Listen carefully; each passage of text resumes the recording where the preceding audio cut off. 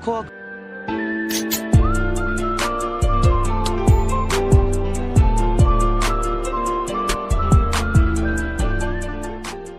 Yo guys, kembali lagi di channel Ray Regi. Hari ini kita bakal bahas episode 10 dari High and Low season kedua yang penuh dengan ketegangan, rahasia, dan tentu saja beberapa kejutan. Persiapkan diri kalian dengan menyaksikan sebuah pertempuran psikologis, perayaan kesembuhan, dan tentu saja kebangkitan dari Sano Rengoku.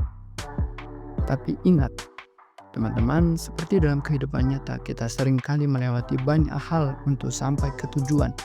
Jadi, jangan menyerah meskipun dunia terasa penuh dengan kekacauan karena di ujung jalan ada cahaya.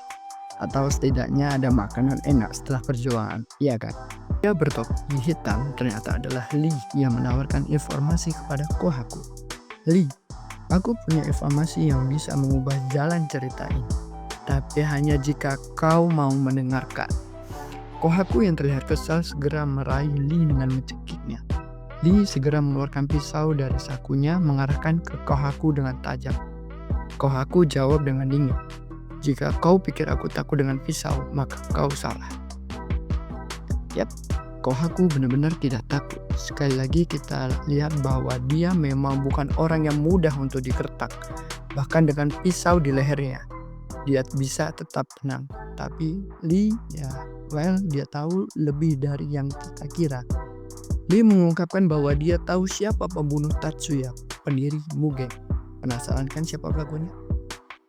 Lee, jika kau ingin tahu, aku akan memberitahumu, tapi ada harga yang harus dibayar. Lee.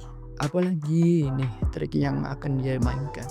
Kalau sudah begini, hati-hati Kohaku. Ini bukan film kungfu. Kamu gak akan bisa menang dengan jurus tarik nafas dalam-dalam dan berharap semuanya baik-baik saja. Scene beralih ke dalam ruang rapat Iemura Group. Para petinggi Iemura sedang membicarakan rencana untuk merebut wilayah Sword. Para petinggi Iemura Group, kita harus merebut wilayah Sword sekarang. Jika tidak, kita akan kehilangan kesempatan untuk menguasai kota ini. Sano, White Rascal, Oya, Rude Boys, dan Darum sedang menguatkan diri. Kita tidak bisa membiarkan mereka berkembang. Di sisi lain, Iemura Group juga berusaha keras merebut wilayah Sword. Bisa dibilang perang ini bukan hanya soal geng, tapi soal siapa yang akan menguasai wilayah strategis ini. Kebanyakan kayak pertandingan sepak bola ya, tapi bukan gol yang dikejar, melainkan wilayah. Tadaima. Tampak anak-anak Sano Rengokai sedang berkumpul di markas mereka merayakan kesembuhan Noboru. Suasana penuh bahagia dan tawa. Tapi jangan khawatir guys. Kita kembali ke Sano, di mana anak-anak Sano Rengokai sedang merayakan momen besar kesembuhan Noboru. Mereka makan-makan bersenang-senang dan tentunya mereka mempersiapkan sebuah kejutan untuk Noboru. Anak-anak Sano Rengoku memberi kejutan kepada Noboru dengan tulisan yang besar, bertuliskan "Selamat atas kesembuhanmu", dan kemudian Cobra menarik kejutan lainnya yang bertuliskan "Hari Kebangkitan Sano Rengokai". Setelah melalui banyak hal, Sano Rengoku kembali dengan penuh semangat. Cobra pun akhirnya tersenyum meskipun dengan sedikit keraguan di wajahnya. Sebuah kebangkitan baru bukan hanya untuk Sano, tapi juga untuk dirinya sendiri. Yamato berbicara kepada Cobra, "Sano Rengoku dibentuk untuk saat-saat seperti ini. Ketika Noboru kembali dan kita bersatu lagi." Cobra hanya terdiam dan termenung. "Ya, tapi aku tidak ingin ada korban lagi. Terlalu banyak orang luar yang siap menyerang." Kadang, teman-teman, di tengah kebangkitan kita perlu berhati-hati. Cobra mengingatkan kita bahwa meskipun kita bangkit, kita tetap harus waspada terhadap ancaman yang mungkin datang. Ya, ingatlah Cobra, seperti pepatah lama yang bilang, jangan buka pintu kalau nggak siap dengan tamu yang datang. Meskipun tamu yang satu ini biasanya bawa pedang. Di klub White Rascal, kita bisa melihat sedikit drama antara Kaito dan Kizi. Tapi ada juga Rocky yang tampaknya serius memikirkan masa depan White Rascal. Rocky seperti biasanya berbicara tentang masa depan yang lebih baik untuk anak-anak dan wanita. Sebuah tempat di mana mereka bisa hidup tenang tanpa ketegangan. Kaito terlihat santai Sementara Kizzy menggelengkan kepala, Rocky terlihat serius. Rocky berbicara kepada Ice. Ini bukan hanya tentang kita, ini tentang masa depan yang lebih baik, di mana setiap orang bisa hidup dengan damai, tanpa ada lagi kekerasan.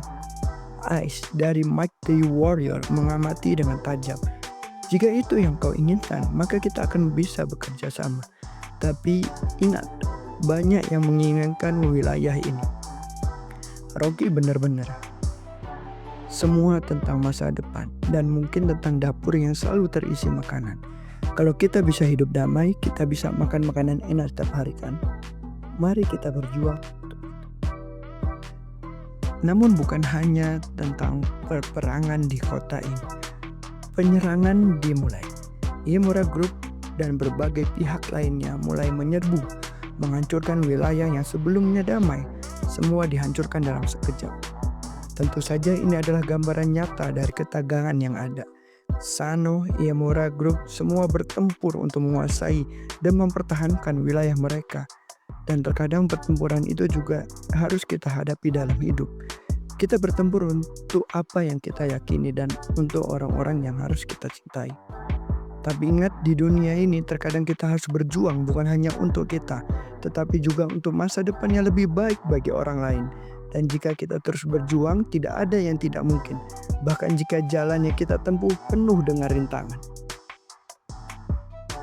Episode ini berakhir dengan pergerakan besar dari seluruh anggota SWORD. Mereka sudah siap untuk bertempur, untuk mengungkap sebuah kebenaran, dan untuk mempertahankan apa yang telah mereka perjuangkan. Semua ini akan berakhir dengan ledakan yang besar.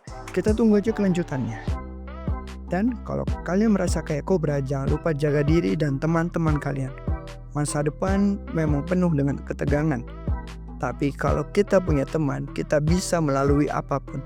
Sampai jumpa di episode selanjutnya guys. Oke, jangan lupa nanti video kedua. See you.